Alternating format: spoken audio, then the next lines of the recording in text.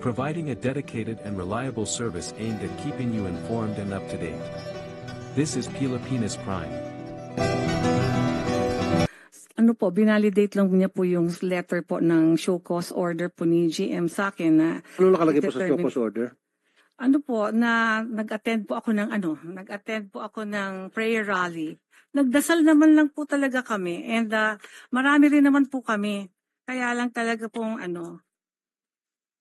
dito po yung show cause order po. So because of you attending a prayer rally, kayo po ay na-issue ng show cause order. Opo. Tapos nag-explain naman po ako na sana po kasi naghihingi po kami ng audience sa inyo. Sana kinausap niyo naman po na yung mga agents kasi gusto lang po namin talaga mabalik po yung cancellation.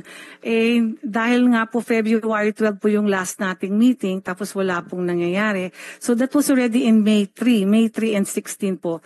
Nagpunta po kami doon sa harap lang at nagpaalam naman po kami. May mga pulis nga po nagdatingan.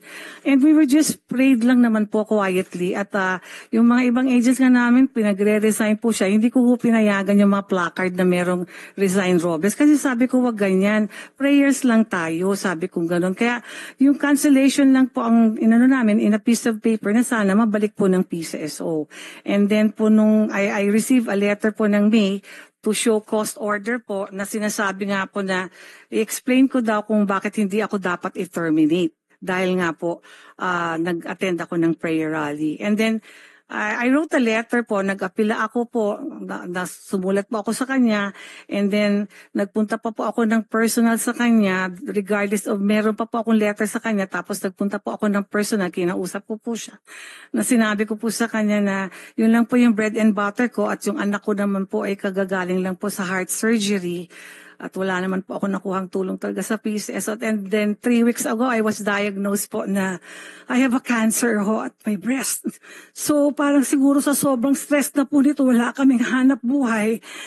Parang sobrang naman pong, parang sa akin po, parang masyado naman po akong pinersonal at siningle out po ni GM Robles. Parang nag-beg po ako sa kanya, nakiusap po ako sa kanya, pero ayaw niya po talaga. Sabi niya po basta i-terminate Sir, na daw Attorney Patiag, nandun ba sa kontrata ng PCSO na bawal ang mga lotto operators mag-attend ng mga prayer rally? Otherwise, sila yung makatanggap ng show cause order?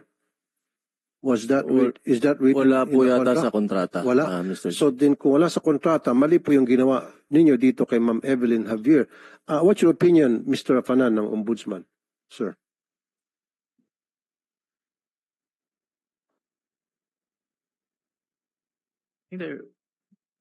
The applicant, Your Honor, may have remedies within the PCSO system in order to have them reconsidered the matter of cancellation of the franchise, Your Honor. The internal remedies would have to be mobilized first within the PCSO system. I think they have PCSO system muna. Yeah, And room kapag hindi for- na-resolve, then that's the time na pwede sila lumapit sa inyo. Yes, yun, if there's a case within the circumstances of the case, Your Honor. Okay, thank you, Mr. Afanan, sir.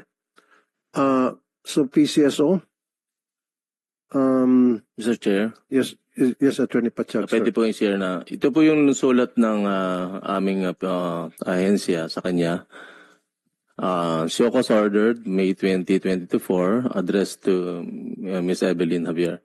Ito po tungkol sa rally na binanggit niya na last May 3, 2024, kung saan ang iba pang lotto agents na nag-participate. So dito po sa sulat na ito na binigay sa kanya, inaasahan po ng ahensya na makipag-communicate siya sa amin, proper dialogue, and to clear some issues. Ito po ay na-interpret na nag-work against the interest of PCSO. So yun po, kaya po siya pinadala ng show cause order within 48 hours upon receipt of the notice. So yun po yung naging... Kung reason, bakit siya pinadala ng show cause order?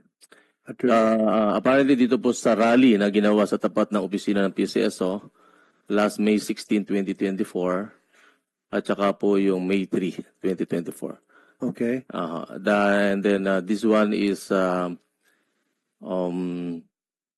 So sabi po rito, in short po, Attorney, yan nga, tama nga siya. Kaya na-cancela yung kanyang kontrata sa PCSO dahil nag-attend siya ng rally, na-issue siya ng show cause order, tama?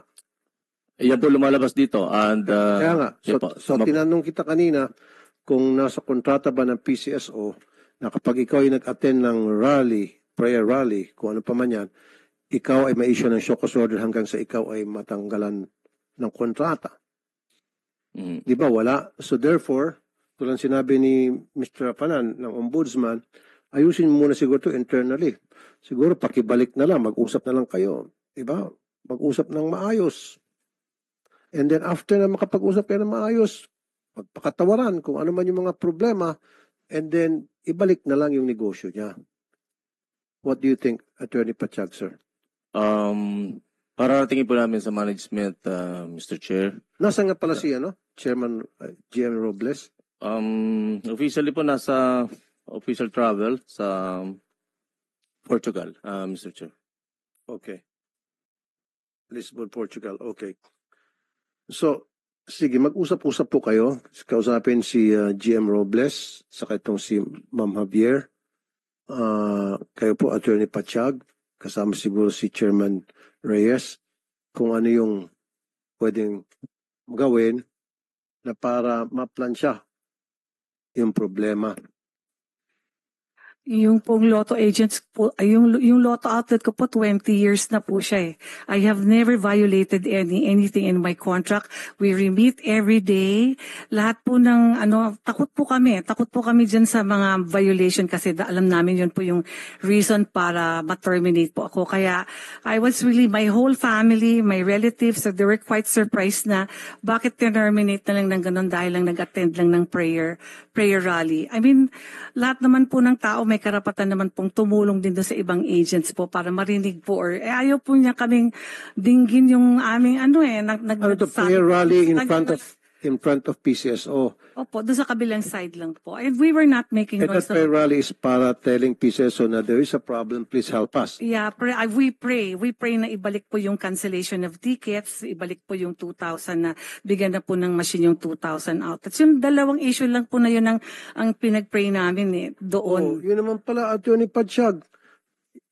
Nag-rally sila sa harap ng PCSO, nagdarasal na sana maibalik yung kanilang mga outlets. Ano masama po doon? Ba't pinersonal? Saka ako lang po talaga ang Dahil kayo pong Sa presidente. dami po nang nag-attend ng prayer rally, ako lang po. So, Attorney Pachag, please, when will General Manager Robles comes back? I understand up to 26th, Mr. Chair. 1 week po yata, Mr. Chair. Okay. Siguro po sa susunod na hearing, I want him here and then gusto ko pag-ayusin ko sila ni Ma'am Evelyn at maibalik yung kanyang outlet. Sabi niya, wala raw siyang violation for more than 20 years. Ginagawa niyang lahat na tama. And then nag-attend siya ng prayer rally, parang short of saying, nagdarasal at nagmamakaawa na sana maibalik niya yung mga lotto outlets nila nagsara and then napunada. Binalikan sila. Personal. Parang nakita ko dito kay GM Robles, parang he thinks he's God. That's grave abuse of power. Really. This guy is very dangerous. You give him little power, he exceeds that power that was given to him. Grabe naman. Delikado to, nakakatakot tong boss niya na si Robles, GM Robles. Paano na kaya kung ito ay naging presidente ng Pilipinas? Baka lahat tayo, kunting mali lang dyan, kukulong tayo lahat. Kaya sabi sir, abusado tong boss mo, itong si Robles, napaka-abusadong tao. He's playing God. Na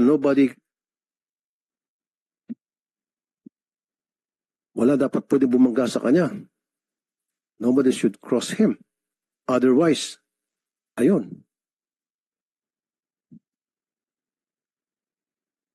Grabe naman po, Attorney Pachag. I'm sorry, Attorney Pachag, this is not for you. This is for your boss. Diba? Pakisabi na lang siguro sa next hearing. I want Chairman Robles here at pagayusin natin sila. Gusto ko maibalik. Wala naman palang ginawa. Kayo ba ma'am, nambato? Hindi kayo nagbato? Hindi kayo nagsunog ng mga papel doon? Hindi po. Hindi kayo We nagsunog only prayed. Hindi kayo nagsunog ng mga bandila? Ano? Hindi? Hindi po. Okay. Nagdasal lang po talaga kami and we did not stay long there. After the prayers, umalis na rin po kami. Oh, okay. Pero they took our pictures. I mean, from the office of the GM, they took our pictures. There were policemen who na pinadala doon. Nakita naman po ng mga police na, ano naman po, peaceful naman po yung prayer rally. Hindi po kami ng gulo.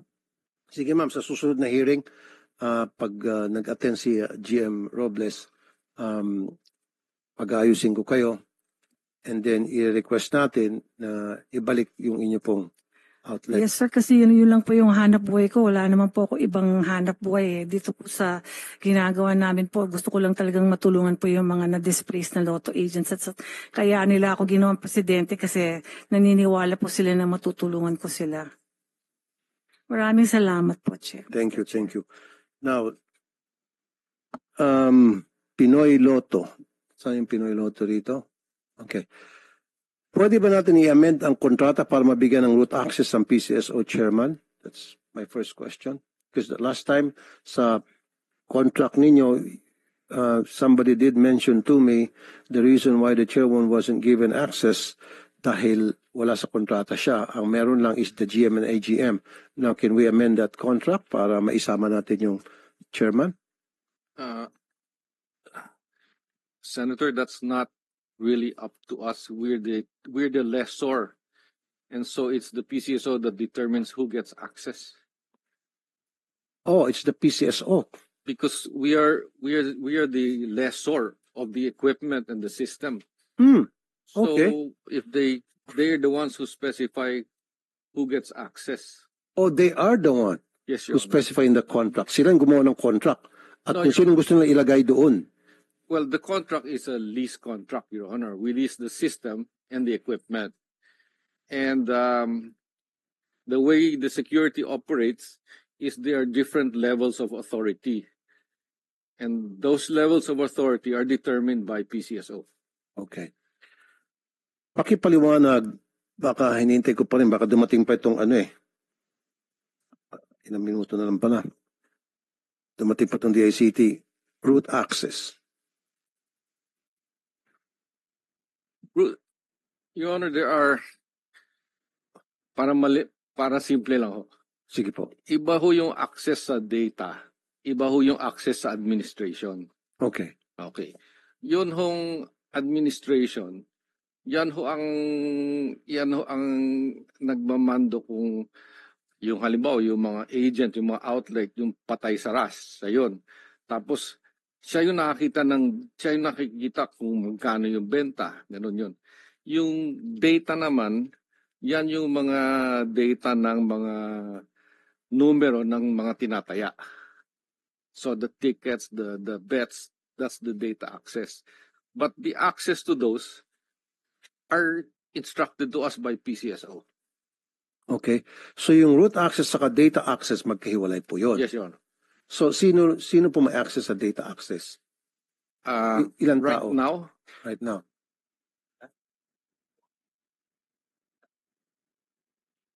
only two, Your Honor. At sino po yun? GM, tsaka yung data security ng PCSO. GM and data security. Okay. Kasi meron nga pong mga nung last year nagsasabi na through maybe data access yung ticket ng isang mananaya ay kayang panalunin. May mga ganong klase mga allegations kasi na kaya manipula po yung game. Paliwanag ko pasimple yung structure ho ng sistema. Ganito ho yun eh. Yun hong all of the system is housed in a main computer system. It's hardware. It's a big computer. Okay. There is no public access to that computer. hindi siya ma-hack. Kasi bago ang na-access lang ng mga outsiders, pati yung mga agents, is another computer in between. Access ng mga agents Yes. at mga outsider. How about access ng mga tao sa loob ng PCSO? Yung dalawa ho, pwede mag-access doon. Yun ang sinasabi ko. Pwede. Opo. Yung dalawa. In other words, kung yung dalawa ay loko-loko, halimbawa lang loko-loko, kaya nila manipulahan yung laro.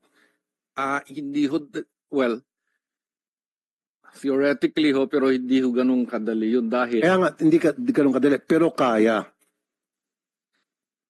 I can say yes theoretically, pero I cannot also see how they can do it. You said, yes, pwede. Kasi ho, yung resulta ng bola, hindi naman nasa computer din yun eh. Iba pa yung pag-draw ng number. Magkahiwalay ho yun, walang connection. So halimbawa, tumayaw kayo, 1, 2, 3, 4, 5. Okay. Hindi mo kayang ayusin yung computer para manalo yung 1, 2, 3, 4, 5. Yung winning ticket is drawn out in a draw machine na nakahiwalay. Walang access yun. So yung pag-draw nun is live in front of witnesses. Pipiliin yung number by floating balls. Yung lalabas na bola. Siguro nakita nyo na yun sa TV. Yun, Okay, ho, wala I'll give you a scenario, connection sir. yun. I'll give you a scenario. Yung minutes before the draw game, Yes, sir. may tataya ng winning number. Okay, sabihin natin, lumabas na yung winning numbers. Yes, sir. A minute after na lumabas ang winning number, may tinayaan yung winning number. Hindi na ho, sarado na ho yung tayaan. Why not? Kung kaya nga manipulahin. Kung gagamitin yung kanilang access sa data, kung ano pa man access yung para manipula na pwedeng pumasok pa rin yung taya. Last minute, papalabasin. Hindi na ho papasok sa computer dahil sarado na eh. Pero kung may access yung tao na buksan yung computer, Theoretically, yes, Your Honor. But thank you. I can't really see how it can be done. Thank you. So, kaya nga sa susunod na hearing, I want the DICT to be here. And siguro COMSEC will invite IT experts as well, not only from the government, from siguro private IT experts. Thank you for your opinion, Attorney Jose Bernas. I really appreciate it. Thank you, sir. Thank you so very much, sir. Thank you, sir. Babak agenda natin.